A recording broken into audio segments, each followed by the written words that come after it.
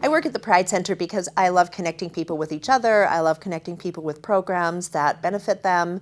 I like to connect people with resources that they might need in the broader community. And my work matters because well, first of all, I started out working just with seniors, and now I'm lucky enough to be over all programs. But it seems like people, whether they're in the senior community or other focus programs that we have here at the Pride Center, people need a place to meet each other, and people need to be able to get out of their homes, and people need to stop isolating. So through programs, we're able to do all of those things. In the COVID environment, it's a little bit more difficult because we're just connecting through virtual spaces, but I look forward to the time we can come back together and do actual events. It might be a couple of years down the road, but we will get there at some point. One of the good stories that I like to talk about is something that we're doing currently in the COVID environment, and that is with seniors.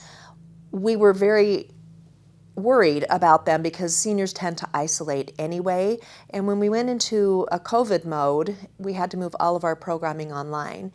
And what we found is that many seniors do not have access to technology. They often don't even have a smartphone. They may not have internet in their homes, and they may not have computers. So through our Department of Health grant, we were able to get computers, brand new computers for 20 different people, and we are able to work with Xfinity on a low or fixed income plan, and we're able to provide internet service for those same people for a whole year. So that's a really good story of some of the things that we do for people in our community. In February, we did a program called Transformation, New Year, New You, and it was strictly for our transgender community. Through that program, we met someone who is a senior, and they just barely started coming into the Pride Center.